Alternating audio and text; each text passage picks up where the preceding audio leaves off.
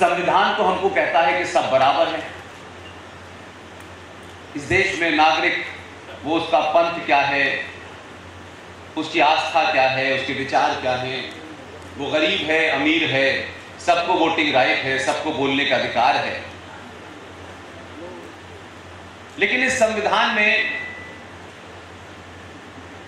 अलग अलग सरकारों ने अपने स्वार्थ को ध्यान में रख करके ऐसे अजीबोगरीब काम किए हैं जिसकी वजह से इस तथाकथित और झूठी आजादी का जो डेट बताया गया है, तब से लेकर अब तक ये देश लड़खड़ाने लगा है। इसलिए हमारा देश 1976 में रात के अंधेरे में सेकुलर हो गया और कहा कि इस देश का हर नागरिक बराबर है, और भारत की मेजॉरिटी हिंदू ने उसको मान लिया कि हाँ, हम सब बराबर हैं। हमने सवाल नहीं खड़ा किया, हम इसके विरोध में नहीं है कि सब बराबर नहीं होने चाहिए, लेकिन जब संविधान कहता है सब बराबर हैं,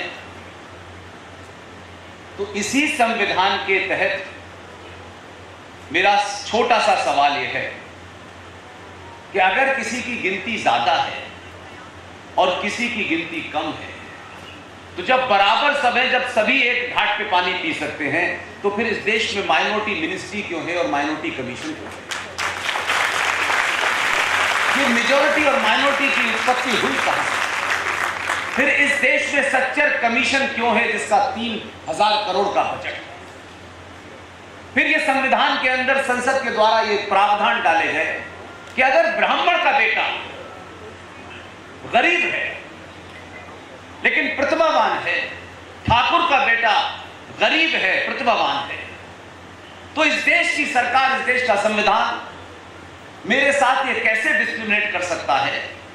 क्योंकि मैंने ब्राह्मण के घर में जन्म लिया है, लेकिन मेरा पिता एक साधारण सा पुजारी है, उससे अपना घर चलाता है। तो सरकार ये कहती है कि अगर आप माइनॉरिटी में हैं, यानी आप अल्पसंख्यक हैं, यानी आपकी गिनती इस देश में कम है, तो आपको सच्चर कमीशन के माध्यम से 1 लाख रुपए मुसलमान को, उसको आईएएस और पीसीएस बनने के लिए सरकार अपने खाते से 1 लाख रुपया देगी और कहेगी कि आप आईएएस और पीसीएस की तैयारी कीजिए, लेकिन मेरा बेटा गरीब है, मैं ब्राह्मण हूं, इसलिए मेरे बेटे को नहीं देगी। तो ये संविधान हमें बराबरी की बात नहीं करता,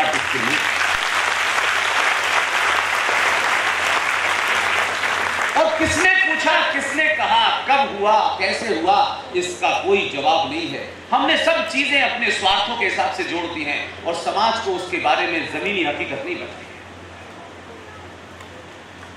संविधान में जब ये सेकुलर शब्द जोड़ा भी गया और मान भी लिया, हमने तो मान ही लिया कम से कम, लेकिन एक बहुत बड़ा नैरेटिव ऐसा बनाया गया है कि जब भी माइनॉरिटी शब्द आता है तो यह माना जाता है कि वो मुसलमान है।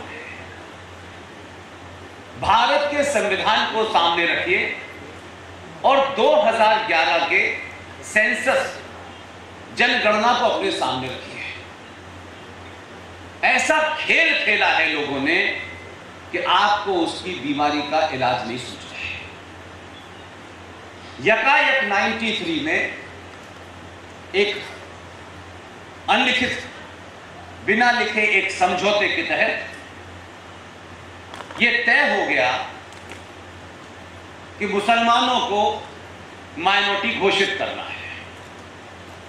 अब जब उन्हें घोषित करना है तो सरकार को यह ना लगे कि सिर्फ ये हमने मुसलमानों को ही किया है।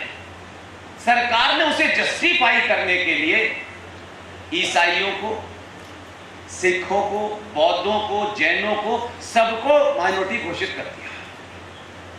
अब इस माइनॉरिटी की कोई परिभाषा तय होनी चाहिए थी कि भाई अगर कोई 15% है, कोई 10% है, कोई 20% है, उसकी कोई कट लाइन बनानी चाहिए थी, वही माइनॉरिटी कहलाएगा। और अगर भारत के पास इसका कोई साधन नहीं था तो यूएन का जो चार्टर है, उस चार्टर का 24 चार्टर ये कहता है कि जो भी टोटल पॉपुलेशन का 1.5 होगा वही माइनॉरिटी कहलाएगा। लेकिन भारत में बौद्ध, पारसी, सिख, जैन और ईसाई, इन सब की जनसंख्या मिलाकर के टोटल जनसंख्या का 6% होता है। और पारसियों की तो टोटल संख्या इस देश में 42,000 है। तो 42,000 वाला भी अल्पसंख्यक है और 22 करोड़ वाला भी अल्पसंख्यक है। ये कौन सी परिभाषा है? ये मैं इसलिए कह रहा हूं कि ये बच्चे जब बड़े होंगे तो ये उनको फेस करना पड़ेगा। हम जब तक फेस करते तब तक हम बाहर आ चुके थे, इसलिए शायद हमको उतना नुकसान नहीं हुआ जो नुकसान आज की युवा पीढ़ी का है।